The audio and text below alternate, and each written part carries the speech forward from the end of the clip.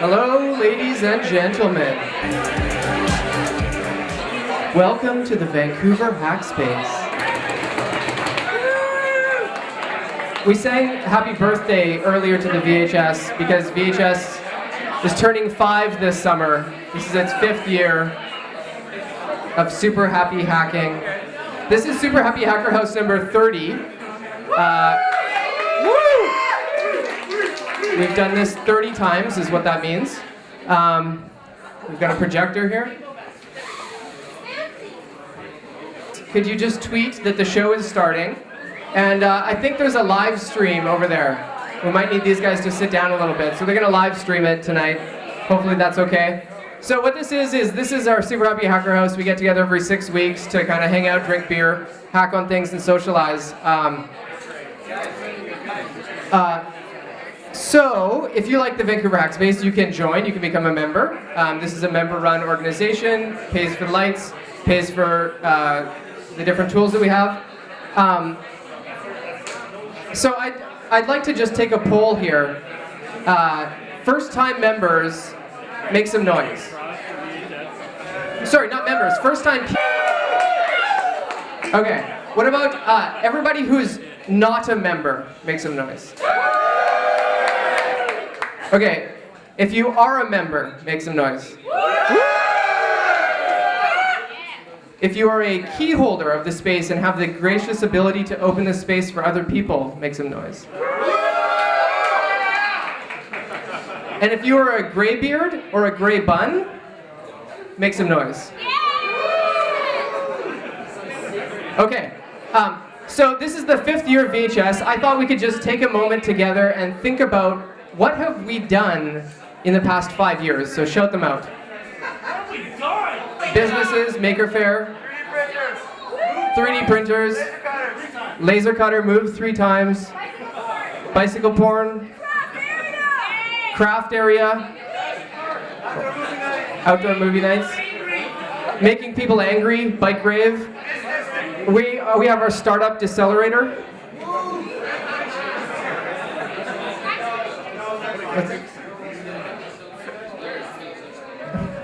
The Vancouver Startup Decelerator is called Vancouver.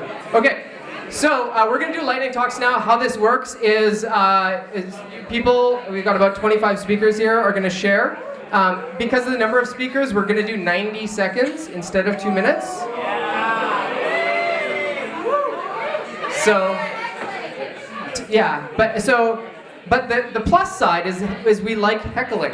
Now, the rule to heckling is if you're gonna heckle, heckle loud so everyone can hear you, right? And it has to be funny, only funny heckling. Voting is boring, people. So, now the speakers will get a challenge coin. Does anyone have a challenge coin handy? These have been skillfully prepared. You wanna hold one? And you can come talk to one of the speakers and say, wow, that's amazing. Okay, and then lastly we have a timer. So here's what the countdown timer looks like.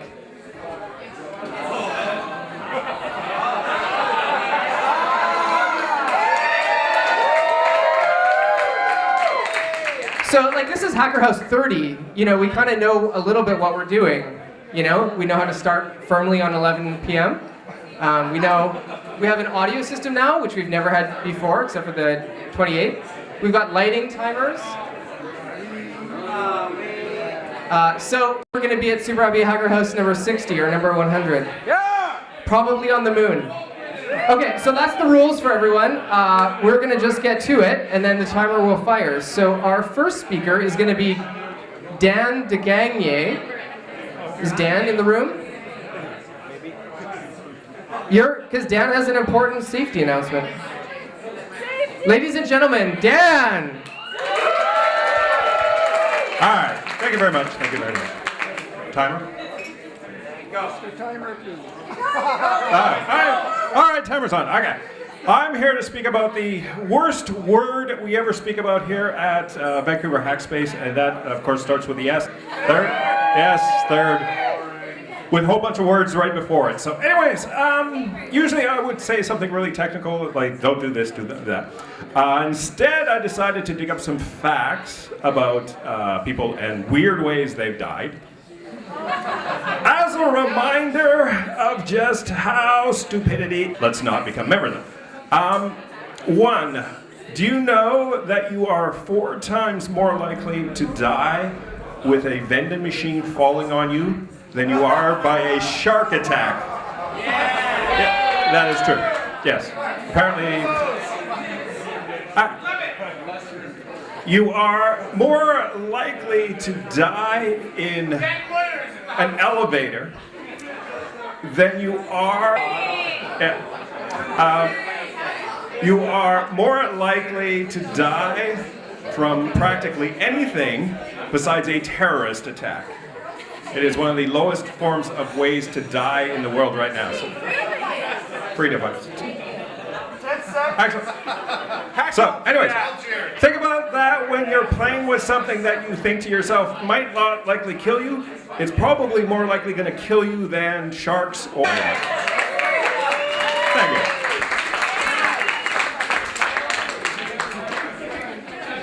All right.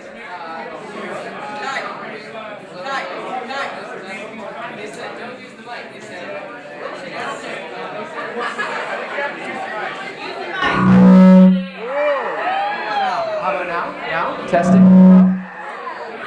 1, 2. Okay. How about now? Now it seems to, yeah, a little bit. Okay, so, this is weird. So that was a great safety announcement. Thank you, Dan. We're going to now kind of go to a different type of safety, not that kind of safety, everyone. We're going to talk a little bit about ham radio. So Andrew here is going to talk about ham. Ladies and gentlemen, Andrew. Hey all. All right, 90 seconds is shorter than I expected, so here we go. So, my premise, getting your ham radio license is awesome. What is ham radio? Ham radio is a method of communication involving anything from Morse code to voice transmissions, packet radio, a number of things. It can go be direct, you can use repeater stations, you can even bounce your signals off of satellites. It's a worldwide hobby. It is a worldwide hobby where your support can save lives during disasters. You can play games. It's amazing. Sorry. Why is it called ham radio? Why is it called ham radio? Questions later. So, it sounds cool. Are there any caveats? Yes. You register a specific call sign. The government will have your address. You cannot encrypt your transmissions. You cannot encode your transmissions. They must be in plain text all the time. All right. You can't rebroadcast commercial materials, and you can't use fucking profanity. If this sounds cool, how do you get licensed? It's really hard. You have to take a 100 question multiple choice thing and pass it with 70%. Can you do that? Yeah! Good. If you can't, it doesn't matter. You can take a course. Here in Vector runs it. It's $95. It runs for 4 Saturdays in a month. You complete the exam. It's part of the fee. You're done. Is it hard? No! It is not fucking hard. There are 2 different free exam training programs. They use the same question bank as you will use on your exam. It is straightforward. And it may be a little intimidating, but it is straightforward. Do it! Do it!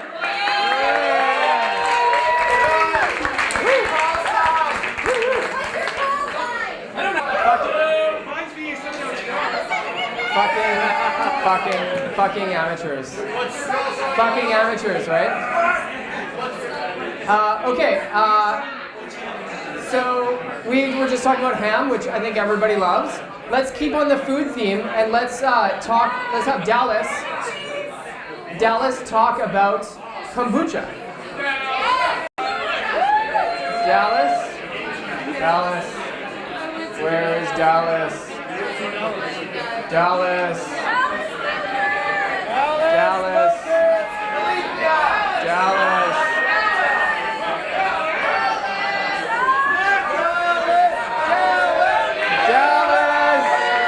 Ladies and gentlemen, Dallas!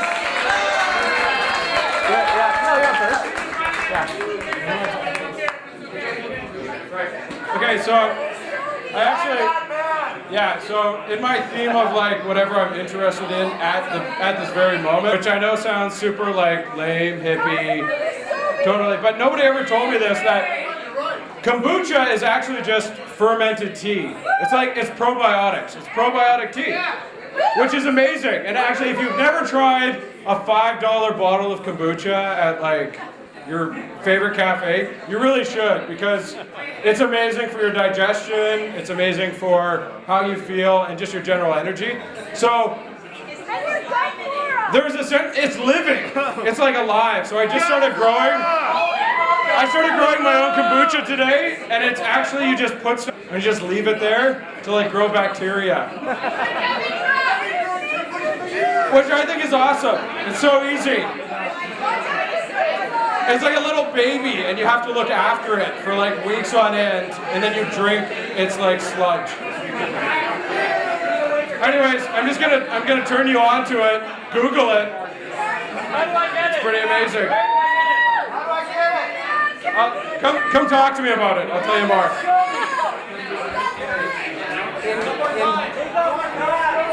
In Dallas's remaining minutes, Dallas is a graybeard despite not having a beard. But a graybeard is an old-time VHS. And we are on the hunt for a gender-neutral term. A gray hair? A gray bun? Ladies and gentlemen, Dallas! Kombucha! Okay. So our next speaker is Dan, who's going to keep on the theme of nature, which I know all of you love. Yeah. Ladies and gentlemen, Dan.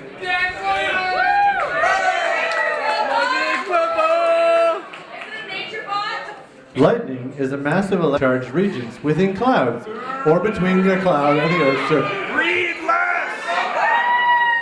All right.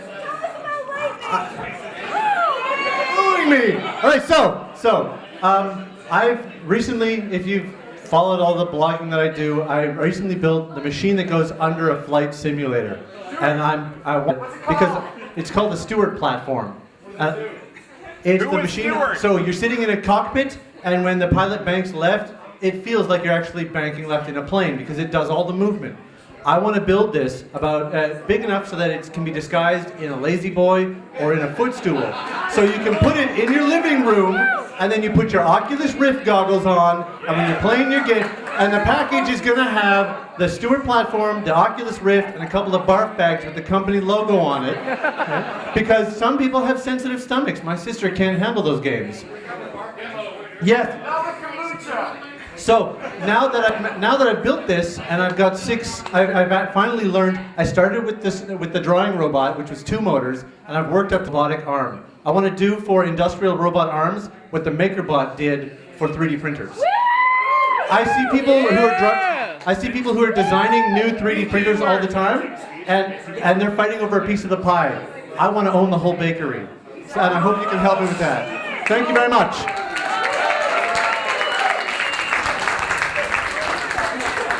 Thank you, Dan. Excellent. So that was Dan. Now Dan is starting his own business, spawned out of the VHS startup Decelerator. And another person who's being decelerated by VHS is Loyal, our next speaker.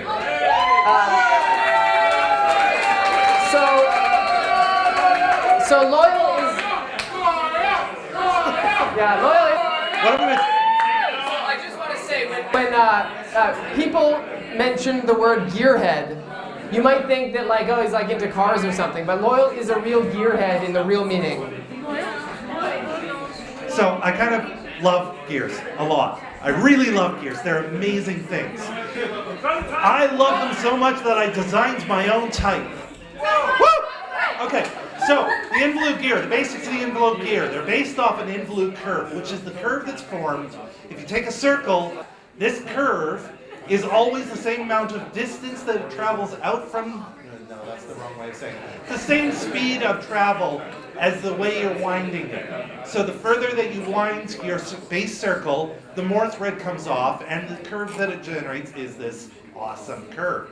This means that any gear of the same involute base curve can mesh with any other gear. That means that if you have a modulus, and the modulus is the distance between teeth, the pressure angle is there's a base circle that draws this curve, and it's offset from the pressure circle. that means that the starting angle is different. Yeah, I wish I had one, but we don't have them. Come to me after Quick, and give I'll them show the you. gears, folks. It's a word! So, any gear with the same actually will mesh with any other gear.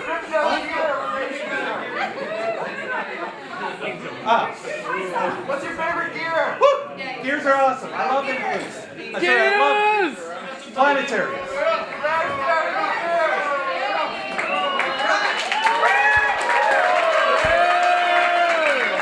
Make these. And Loyal made the amazing wheels. These are the most complicated challenge coins we've got. They are gears. They're working. So next up we got John. So John's going to talk about something he made called the badge, the Badger. I bought it. So I was really looking forward to going to the Open Hardware Summit at MIT a few weeks ago. This is the lanyard for the conference. It's an e-ink badge. It's really fucking cool. So I'm just going to talk about it because it's pretty cool. Where do you insert it? Wherever you'd like. It's an Arduino Shield. And it's a Kindle. It's an e-ink. And I'm gonna turn it on. The battery's kind of low, but you can actually change what's on it by pressing a button. There you go. And it's like a computer. Yeah, it's really cool. And it's an Arduino Shield. And it's called Badger. Seed Studio was selling them for $50.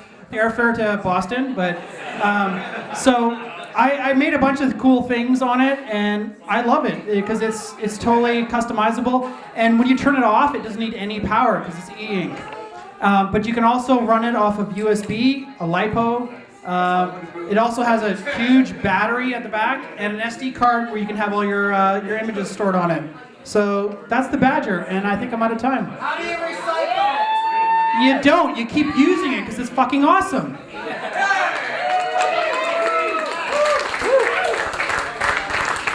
That was great. So let's have a little kind of like island of hardcore technical talks. So next up we'll have Robin. Is Robin in the house? Robin is a graybeard as well, longtime VHS member. Extremely hardcore Gen 2 programmer too, for those of you in the know. And Robin works for ISO Hunt, which is a great website that many of us use. So, distracting myself from all the ridiculous ISO Hunt stuff and talking to lawyers lately, I've gotten back to poking with more RFID gear. I've been speaking into the mic. You're not speaking in my I'm speaking into the mic. Microphone, yes. So I've gotten back into poking with more RFID things, primarily because we have the new Compass card coming. Who here was actually one of the members for the beta testing for the Compass card? So we have half a dozen of you here. The Compass disaster here. They're just so damn slow. But the thing is, can we do interesting technical things? Yes. I don't know who's noticed that we have one of the very initial RFID readers on the door here, installed by our own Tom. Where is Tom? Tom left. Oh no. So we would like to make it possible for everybody to open the space if you're a key holder with your RFID cards. Be it your prox cards for work, your Compass card, some RFID card. Let's do it. But we are still working on this here. We're going to see what happens. Anybody else that would be interested in me running another RFID workshop at some point in the near future? I've still got hardware left over from the last workshop I did. And that was 3 years ago. So, thank you. Ladies and gentlemen, that was Robin. So next up, we're going to go to Andrew, who's been our amazing sound guy. Can we just appreciate him on his own as being a great sound guy tonight? And also let's thank Ty, who is mixing beats and is doing the sound. Hacker House show we've ever done. So Andrew is going to talk to us about audio sampling. Ladies and gentlemen, Okay, hi. So, have you ever looked at music and said 44.1 kilohertz at 16 bits and thought, what the hell does that mean? Anyone? Perfect. Okay, so essentially what that is your sample rate. So how it works, you take your analog waveform, here, coming in from a microphone, or a guitar, or whatever, cut it into different samples, like so. Let me see if there's a different marker. No, there isn't. Okay, so each one of these represents your samples. Then you have different levels of bit rate per sample. So you can have 24-bit, 32-bit, 16-bit, 8-bit. I'm just going to use 2-bit here, 4-bit here because it's easy. That represents your sample. Then you assign a level of that. So let's say this is 12. And it goes from 0 down here to 16 up here. It's a 12, trust me. Then this. This is, say, 4. And that, 8. Or whatever. And that represents itself. So later, when you reconstruct the signal, you get a 12 point here, 4 here, 8 here, and you actually can create your own wave back again from digital to analog, like so. And that's how a DAC works. Why is it 44,100? People like that. It works well on CDs. It lets you reproduce the audible frequency. A little bit more extra, so you can actually get some accurate readings when you... What he said. I'm talking. It's roughly double the audible range, which means you can reproduce an audible range of sound. So you always get audible accurate.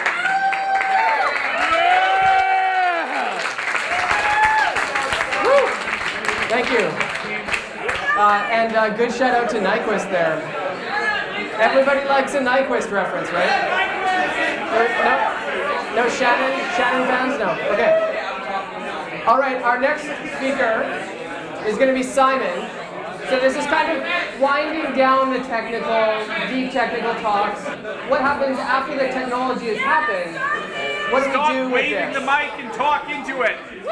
So, ladies and gentlemen, Talk to it directly. Simon! Thank you. Come Thank on, you give very this much. guy a hand. Impressive technologies. You're not going to like this. This is not sexy. Well, so which of those technologies that you've heard about are going to still be here in 1,000 years? Are we still going to be wearing little badges that have black and white grayscale images and a little push button?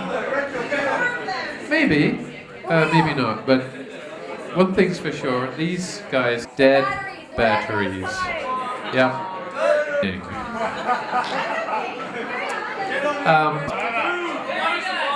you think the magic recycle magnet picks them up and recycles them? No. They get buried in Richmond, or they get burned in. So that means that in 1,000 years, they're either going to be in people's drinking water, or they're going to be in the atmosphere. That's not cool. So they don't get separated from the domestic waste at all. So if you don't want them in the air or the water, you better put them in here, or take them to London Drugs or Best Buy or dozens of other places that will take them off your hands. Please put your dead batteries in here and not in the trash. Thank you.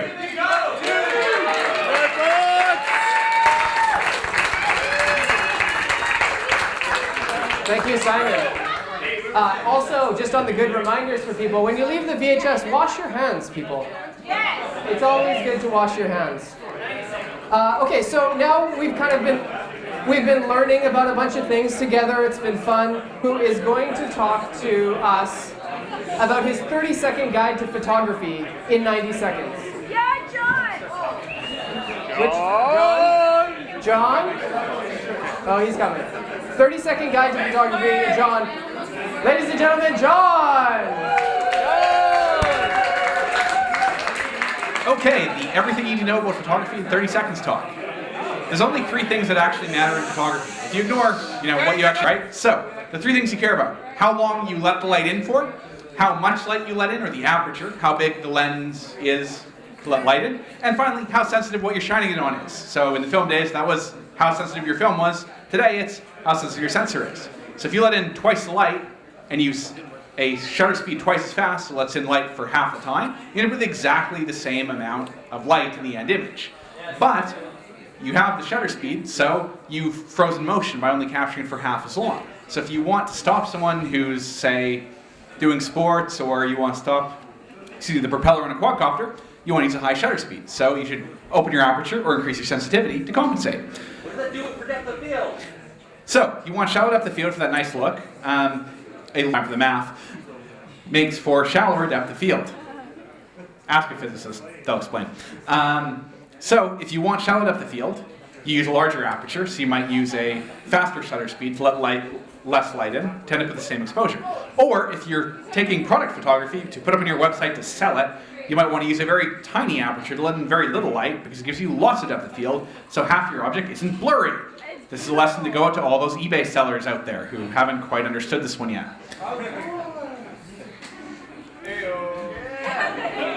Aperture, sensitivity, higher sensitivity means more noise. So use lowest you can.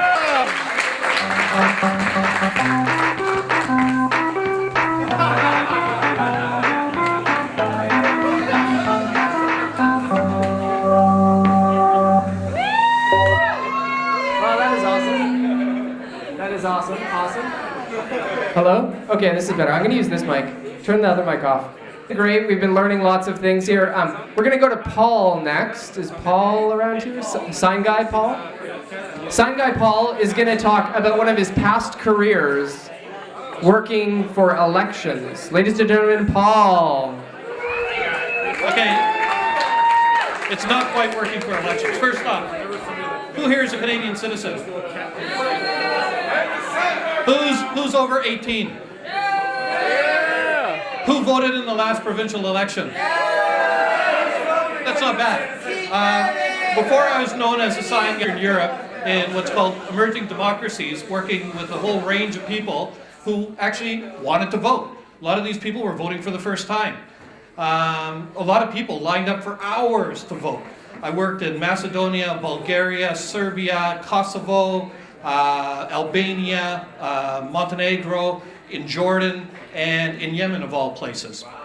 But some of the funny, some of the weird stuff that happens in Eastern Europe, most of the elections are overseen and observed by the OSCE, which is the Organization for Security and Cooperation in Europe.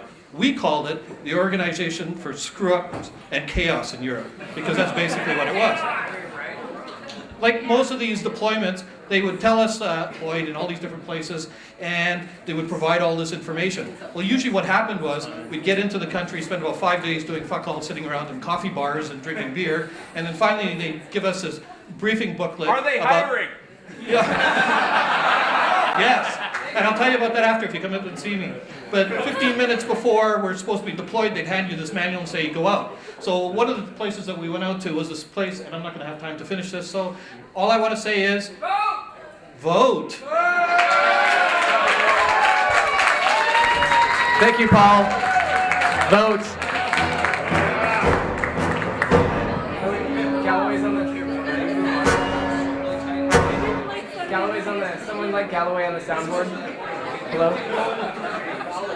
Okay. Okay. So next up, let's get into some kind of softer topics here and some kind of life-helping things. Let's go to Alethea to talk to us about foraging. Foraging. Ladies and gentlemen, Alethea!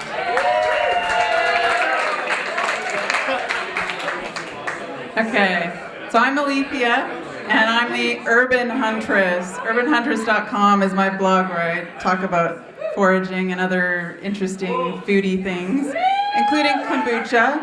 So if you don't want to just randomly Google kombucha, come to UrbanHuntress.com. Last time I did a talk about how lilac flowers were edible, and trees, monkey puzzle trees. Well, they have big nuts, and they're edible. Yeah. They're eaten as a starch in Argentina and Chile, where the trees are from. And I've brought some to show you what they look like. The trees are really ancient and they come in genders, just like ginkgo trees. So there's male trees and female trees. The nuts, because they're seeds. They're actually pollinated seeds, but they're like giant pine nuts. So I want to show you what they look like, and they're kind of similar to a chestnut. They're really starchy, and they're kind of, because they're starchy, they're sort of like corn, and I made a polenta out of monkey nuts. I have some candied, so who wants to taste some? Okay, 1, 2, 3.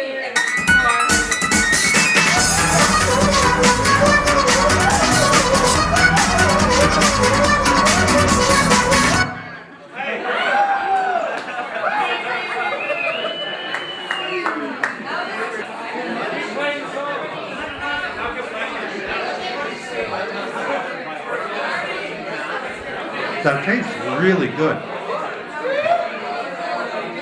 Nutty. Good. Okay, so apparently they are good. Ladies and gentlemen, Alethea, Urban Huntress. You want to give a talk?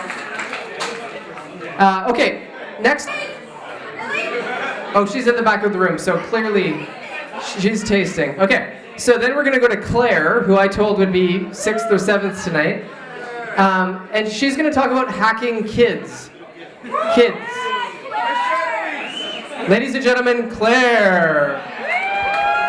Luke, you are a troll. I stand there at like person 4 or 5 and I'm like, okay, I'm ready. No, wait. Like 6 people later. I've been over here. Anyway, who here has nieces or nephews offspring? I'm sorry, give me your money.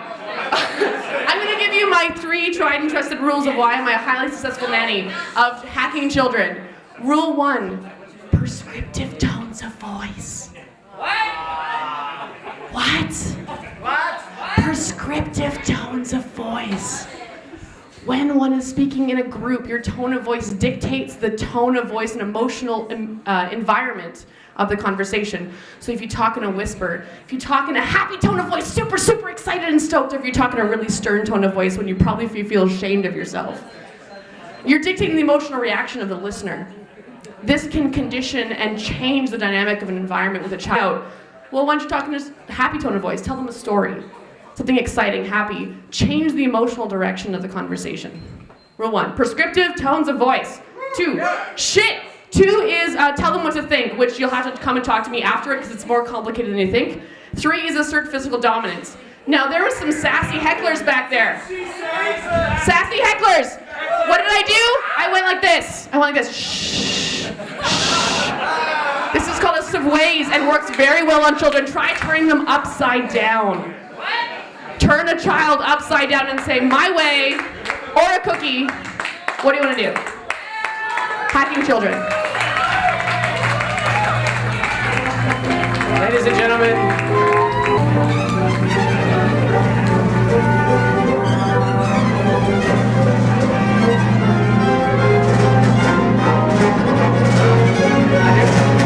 I don't know what's happening.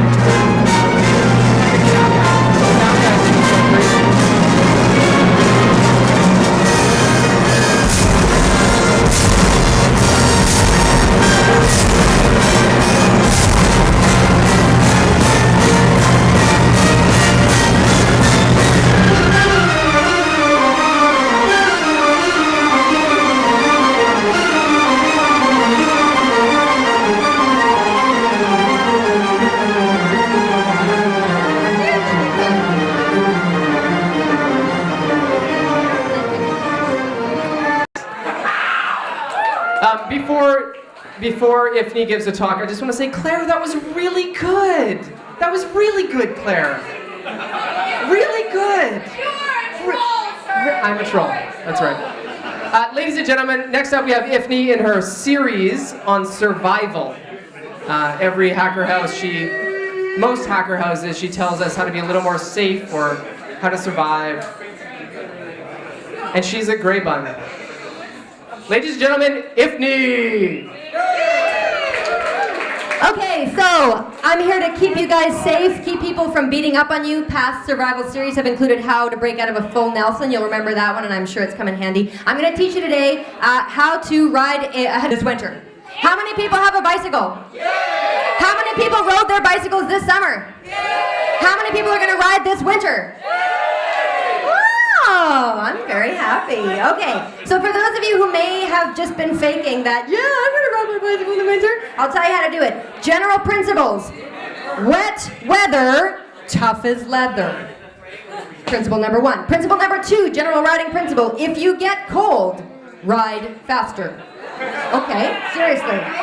What do you wear? Version of what you wear, and I have the holy fucking shit, it just started raining and I'm trapped out here version. So first of all, the cheap version. You need rain booties, a good investment. They slip on over your cheap ass shoes, right? And then above your rain booties, you have rain pants. You can spend 10 bucks at an outlet store, you can spend 60 bucks, oh shit. And then a rain jacket with a hood. No insulation, you don't need it. Now, holy shit, it just started raining. What do you wear? And you cut holes in them and you slip it on, yeah? Put your feet in garbage bag or in little shopping bags, plastic bags, and then your feet will stay dry. I don't have enough fucking time. 90 seconds sucks. You will be very attractive if you wear this getup, I promise you. Another essential thing is, what does your bike wear? Get some fucking fenders fixies, and on the bottom of your fender you put a little lobster tail, so that'll get right. And put a plastic bag under your seat. All right.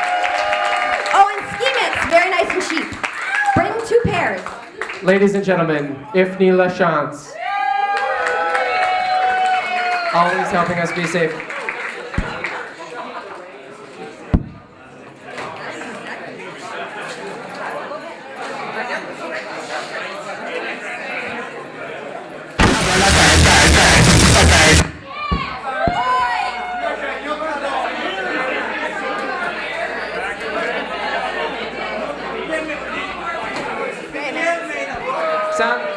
Hello? Are you guys drunk? Clearly. Okay, so our next speaker told me that when I needed a segue, I should talk to him. So segueing us from survival in the urban winter into surviving in space. Actually, that's fucking the segue. But you do a different segue. Segue us out of that and then into something else and then back into. You're gonna hand it over to Sean here, and he's getting his projector ready. Gentlemen, Jesse. Hey. Okay, so first question. Question number one that I want to know: who has attacked my portal? Which one? What is it called? Iron safe? Iron metal? My phone's at 5%. And seriously, this is really, actually, this. Your notification's off. Everything that happens. When I came here and I saw in Philip and Bob and McBob, Talking about? I didn't see Brain Machine. I have no idea what you're talking about. Exactly, and this is exactly what I mean. Go home, Jesse. This is Chris. I can go smash your portal again. That's fine.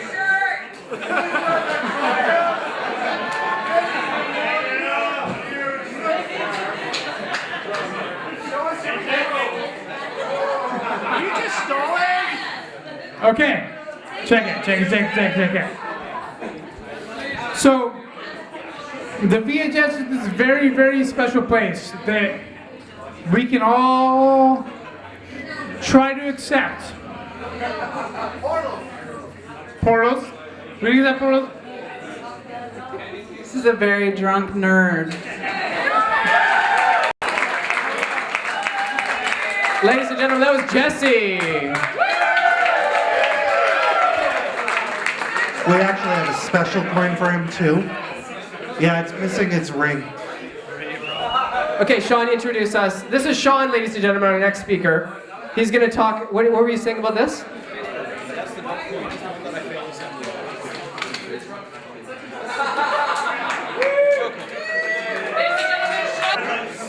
All right. Now, most of you probably haven't seen me around before. I'm actually a relatively new member here. Matthew has brought me over. Yeah, I kind of failed on that one, sorry.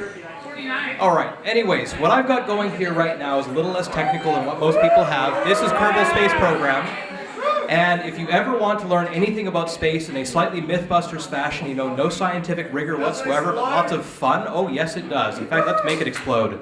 Let's do something really horrible with it. Okay. First of all, just got to turn the autopilot off. Let's just really... Okay.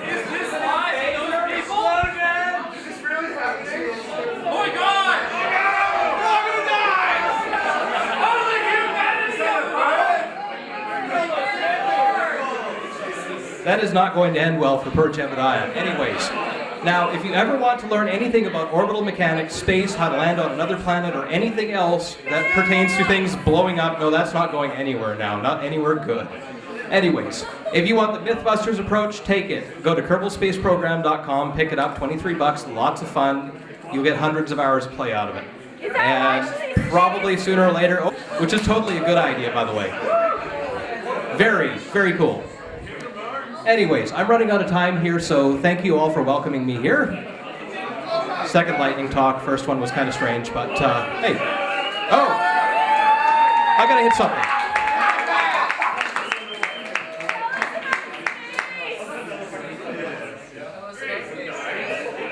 Is this the real life?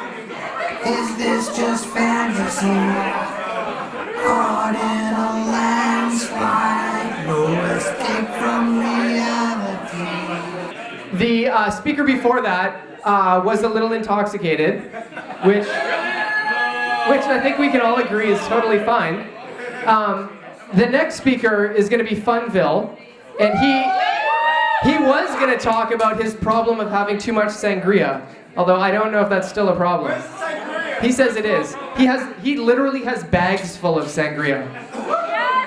So ladies and gentlemen, give it up for longtime VHS member and director, Funville! Hello. I'm going to talk about the geocoins and the coins that we're supposed to be giving out to everyone. We've done this for 6 nights, 6 hack spaces in a row.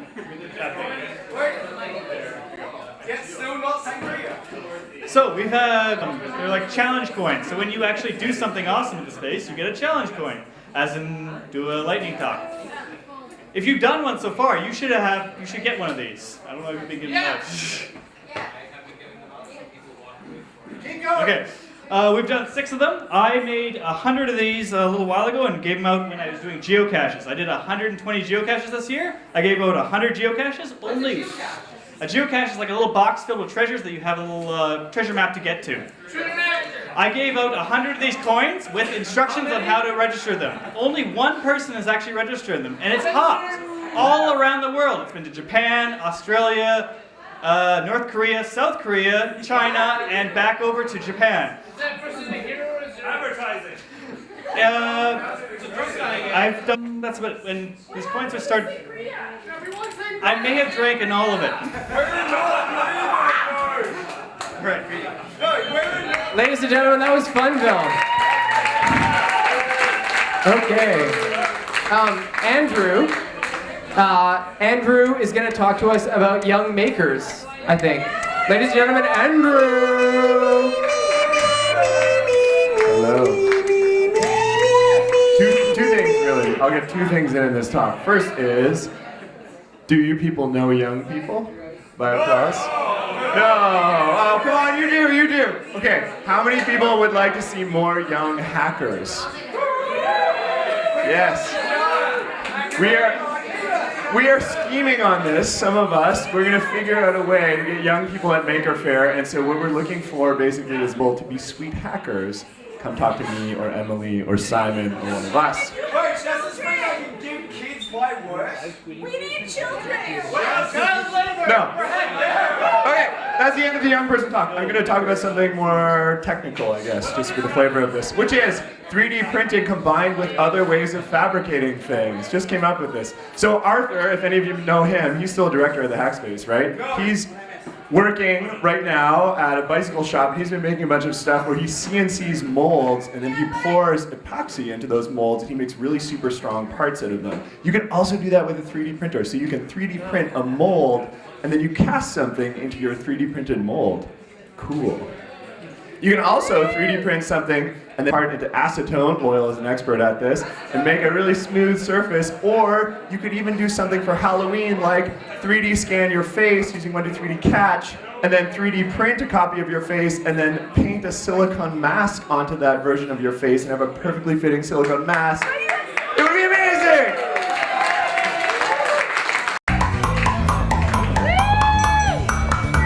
This was the original techno song, the very first techno song. Everybody!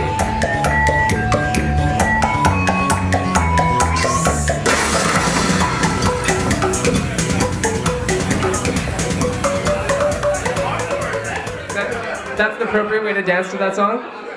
Okay. So we talked about Maker, about probably you should heckle him about where he got his awesome t-shirt from. And after he talks about that, he should talk about makerspace.ca. Hey, don't give it, he doesn't get it until he does the talk. No, no, get back here, man. Come on, that's not how we roll. Ladies and gentlemen, Paul. I'm just doing it for the coin, because this one is freaking awesome. I'm going to try to talk about 4 things during my talk, so like 22 and a half seconds per talk. The first thing I want to talk about is VHS. God bless VHS. Become a member. This is a really cool space. If you don't want to become a member, throw a donation in the corner there, donation jar. That's my first talk. Second talk, I'm going to talk about Makerspace. That was my original talk. That's the Makerspace in Victoria. We just moved to a really awesome new space. And they got it for free for a year. An anything shop, a wood shop, a 3D printer laser cutter, all the cool shit we have here. And they're doing a great job. That's my second talk. My third talk was... Oh! This guy was one of my talks. Luke was doing some pretty crazy fire juggling before you all got here. So after we do these talks, ask Luke about fire juggling. My naked fire juggling. And my fourth talk that I just remembered now was, again, the hackery. David Ripa is somewhere in this space.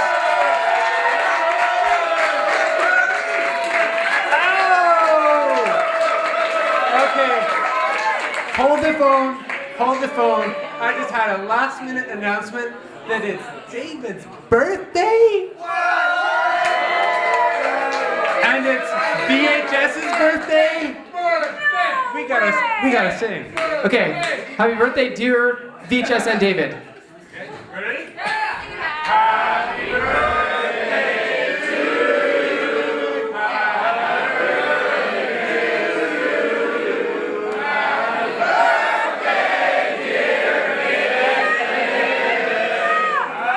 Happy birthday to you.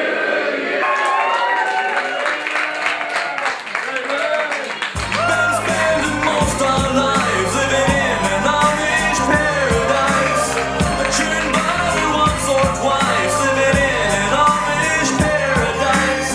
It's hard work and sacrifice, living in an Amish. David did not hear any of that, which was good because we were bad mouthing him bad. This is David. We should thank him again for the beer and for being wonderful.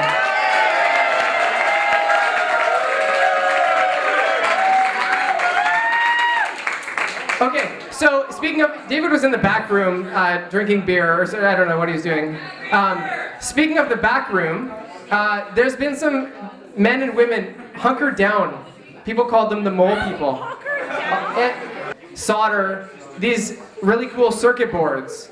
And I think it turned out to be a lot more work than they expected. So here, this is what it is. This is a VHS designed board that people can build and you can solder, and you have to use like, I don't know, crazy shit. And to give us a retrospective on the project, Richard, who's also a director, and Richard is the guy that found this space, the bunker. So that's a good accomplishment. So ladies and gentlemen, Richard. So while the previous badge you saw may have been black and white and high res and stuff, the VHS badges, they're color. They animate, They're awesome. Automated letters, you put your name on them like William has. They are awesome. Unfortunately, we kind of thought that we would hand assemble 40 of these, each of them with 50 components, some of them with like 64 pins. We're talking many hours of work. Thankfully I had Tom and Janet and William and Chris and Bruce and Stephen and a few other people helping me. But we spent so much work on these, but on the bright side, they are almost ready. We've got probably 15, like 99% of the way there. But we're going to be running classes on these in the future. They are really fucking awesome. Seriously, they're not just Arduinos, they're teaching you about lower level architecture and hardware than Arduino. They are able to start you at an Arduino level, and then they slowly ease you into how to actually directly use the microcontrollers. And beyond a microcontroller, it's also got a CPLD, which is like yes, it has a microphone. You can even program in an equalizer if you want. You can see the music dance on the LED array. So it's red and green, but you can get yellow out of it or orange in different colors. It's yes, PWM for the win. So these are really awesome. We're going to be running a series of classes on these over time. Under the shade of the coolabah tree, and he sang as he watched and waited till his belly boiled. You'll come along, sing Matilda with me. I'll sing Matilda, I'll sing Matilda. You'll come along, sing Matilda with me. And he sang as he watched and waited till his belly boiled. You'll come along, sing Matilda with me. Then down came a jumbo to drink. Okay, sound guys, awesome. Okay, so I've got maybe 2 talks left, but we have a lot more challenge coins. So does anyone want to give a talk? Greg, you want to give a talk? Okay, so Greg used to come to the very early hacker houses, and then he didn't come for 20 of them, and now he just... Gentlemen, Greggy!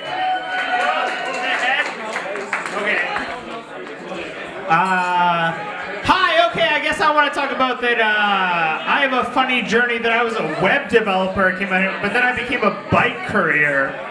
And now I'm at the point where I'm in a cargo bike courier, where at one point I made coffee for a co-working space. But anyway, so I drive an electric assist track. It's like a pedicab with a big box driving this thing. And, you know, we're just trying to be like a good way to get around downtown, because there's so many cars driving around downtown, trying to courier around very small boxes, and you could really have like a small trike doing that kind of thing. And I wanted to address one thing that, like, so you might see like electric scooters in the bike lanes, and you might question like, is that even legal? And you'll see that they have these dinky little pedals on the side. And the funny thing about legal restrictions is that if these electric scooters that look like Vespas have stupid little pedals on the side that bicycle, and they can legally drive in the bike lanes at 30 kilometers an hour or more, which is just unsafe speed for downtown bike lanes. So this is a funny kind of problem, and Toronto's been a lot more angsty about this than that. But it's a cargo truck, we're just trying to get around, we're just trying to do something cool. We're actually doing it as a worker-owned co-op. And, I mean, I don't even know what I'm doing. My parents really wish I was actually using my degree and I wasn't a bike courier, but here I am, and God bless the West Coast! Ladies and gentlemen, Greg Hay.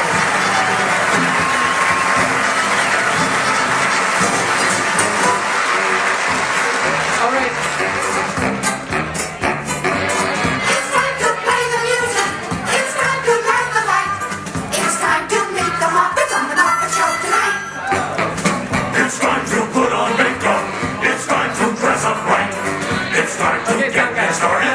Well, they'll never get this started.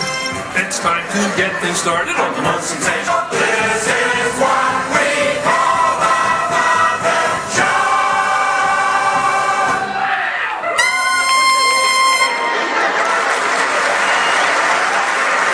So I would really like to propose that we have 2 graybeards up in the stairwell to nowhere, like a Waldorf and Statler type of thing, where they're just like, oh, these guys again, and they just say cranky old comments. That, if someone wants to work on that, that would be great.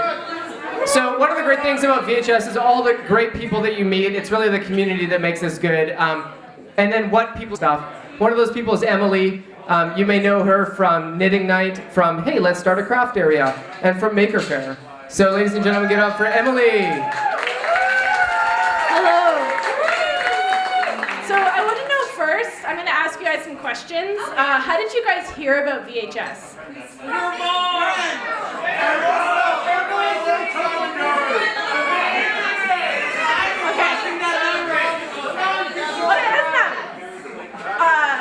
The second question is, who here went to Maker Faire? Raise your hand if you went to Maker Faire. Okay. Raise your hand if you know what Maker Foundation is. Okay. I feel like I need to explain these things. So Maker Faire is a big festival where everyone's making, whether it's like robots or there's like, you know, hacking. Like, what do you guys make? What do you make? You should bring that to Maker Faire. That thing that you make is yours to bring to Maker Faire.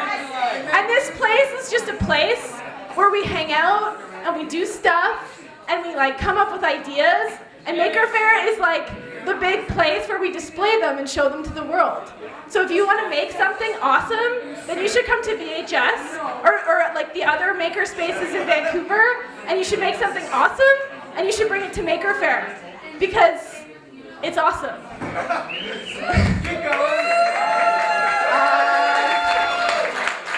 Okay, so we're working on a Young Makers program right now. As your mobile people, we need children to sign up for a Young Makers program.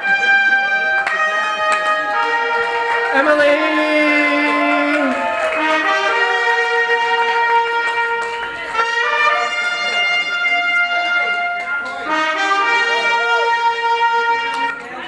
Okay, thanks, sound guys.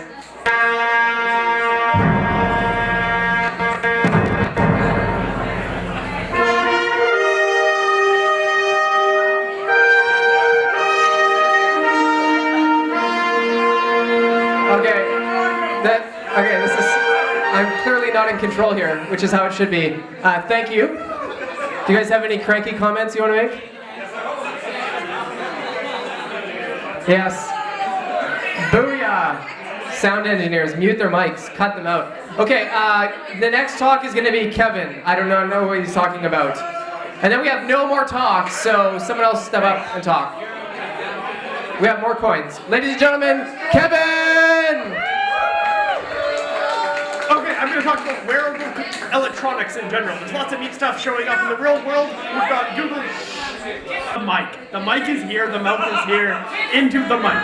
Okay, so wearable electronics in general. We've got lots of neat stuff showing up. Google Glass, a whole bunch of different watches showing up.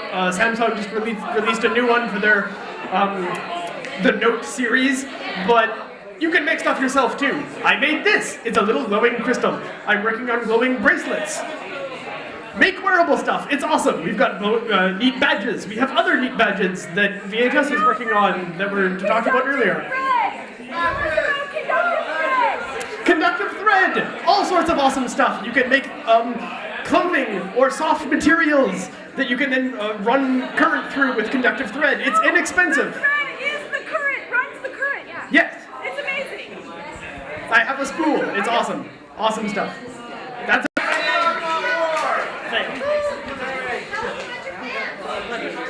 I can take questions. Anyone have any questions?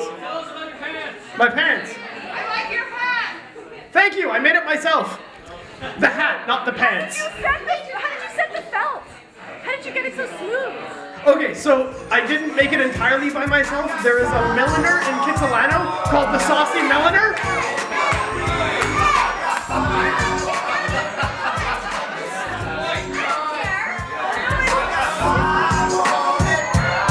Hey, sound guys, don't make us come back there. He's talking.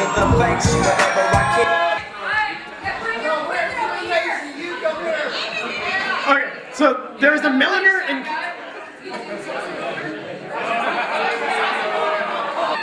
Excuse guys got a weekend workshop. It's about $300 and you learn how to make a hat. It's amazing. This is the first one I made. I've made 3 in total. The process is really reasonably self-explanatory.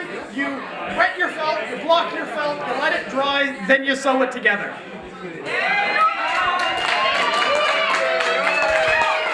That was great, ladies and gentlemen. Kevin, what do you want, Emily? So Emily, this is Kevin. Maybe after the show you can, we'll make a place for you, and then you guys can talk after the show. It'll be awesome. Excellent. Okay, so does anyone else want to give a talk? The only other speakers would be Joe Bowser, who always goes last, except for when Goldfish is here, but Goldfish did not show up. Goldfish, what the fuck? Is he hiding somewhere? Okay, ladies and gentlemen, Galloway.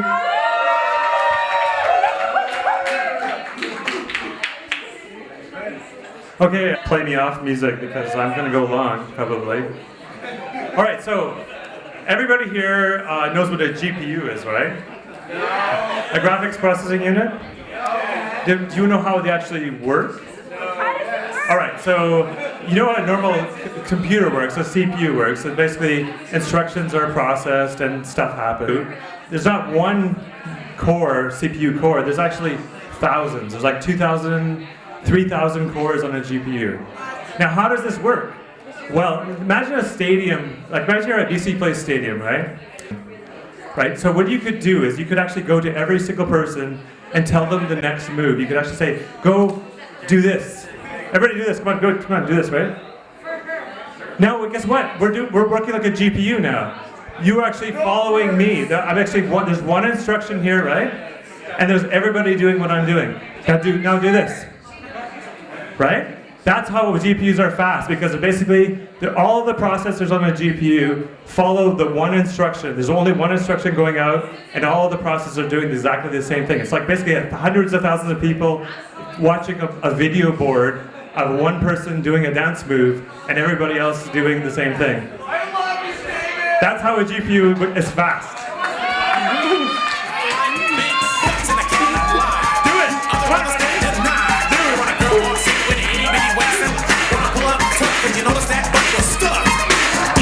She's wearing.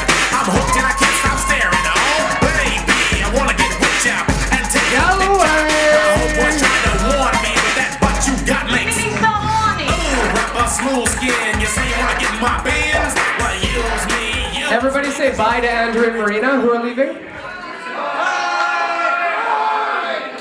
Sweat, wet, got it going like a turbo vet. I'm tired of magazines, saying flat butts all the 90 seconds up on the clock. So this is Super Happy Hacker House number 30. Despite what the challenge coins say, there was a minor snafu with Hacker House 29. Anyways, where does this idea come from, you may wonder? So I was down in the Bay Area, and they hold an event called Super Happy Dev House for developers with the computers and they type. And so this event was modeled very much on that. We had started the Hackspace at 6 weeks-ish to happen. And so we said, let's do Hacker House number 1, and we did it, and we just knew that it would keep marching on with the sands of time. And at Hacker House number 4, I was drinking beer, and we were at the Hackspace over on 45 West Hastings. And I built this little app thing that reminded you about Garbage Day. And I was like, this is kind of fun. And that was something that I built at the Hacker House, and now that's my full-time job, is building software for kind of a maker job, building code. Yes, so now I'm in the waste industry. I was down at WasteCon in Los Angeles, in Long Beach. WasteCon, yeah, it's totally just tremendous. Man, did you see the wood hog there? It was insane. So anyways, thank you all for coming to Hacker House. Our final talk, unless people do more talks, is going to be Joe Bowser. For those of you that don't know, Joe was kind of the very first, he's the forefather. Number one. He's member number 1. If we had numbers, he would be number 1. He sent an email to the Free Geek mailing list and to a few other mailing lists and said, hey, I was at a conference. They have these things called hacker spaces. They were just invented. We should do it. He's number 0. He birthed the space through his loving hacker hips. Ladies and gentlemen, Joe Bowser. All right, so yeah, I was going to talk about him, but first I'm going to talk about the pitch. The pitch that I saw at CCC by Bree Pettis about hackerspaces. So when I first heard of hackerspaces, I watched video from this conference that happens in Germany, and now happens in Hamburg, used to happen in Berlin. The Pettis about how to survive the apocalypse. And his solution to surviving the apocalypse was building a hackerspace. So, how many people here have seen the show Doomsday Preppers? Yeah. All right, so do you know what the main problem with Doomsday Preppers thing? Well, yeah, that too. Some of them. But, well, the problem is they go it alone. They go it alone. That's the problem. That's the whole problem is they go it alone. So the whole purpose behind Bree's talk was about creating hackerspaces and making cool shit and doing awesome shit and having a group of people that you can rely on, because when shit goes down, those people are going to be able to build shit. Right? Right? Yeah! That's right. That's why, like, everything from like ham radio to like Arduinos to like, you know, micro hydropower to what happens when the cops follow you down the alley. And that's 5 years. So hopefully we have many, many more years to come. Okay, one more. All right, so yeah. All right.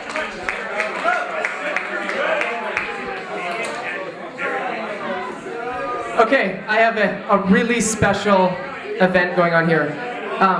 Goldfish, can you hear us?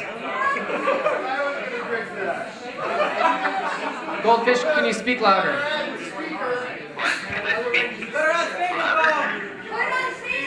It is on speaker. Oh yeah, do that. The sound guys are dicks, but maybe they'll do it for us if we're really nice. Can't we just talk to the goldfish? A little understanding would go a long way.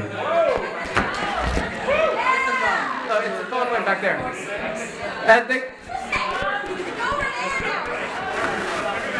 Tell me one thing to come on.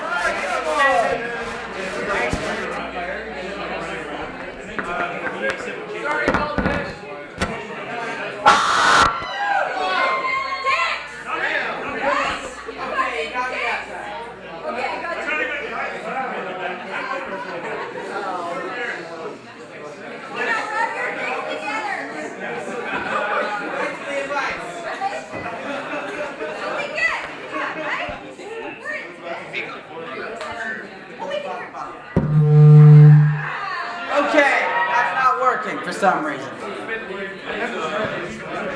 Oh, that's why. Turn that up. Okay, try now.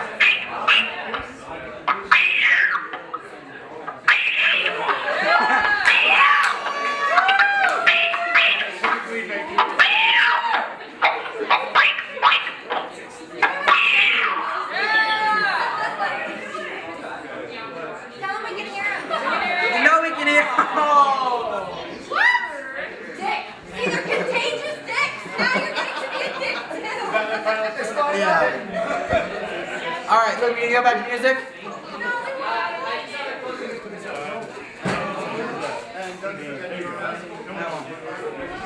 Okay, let's thank the sound guys.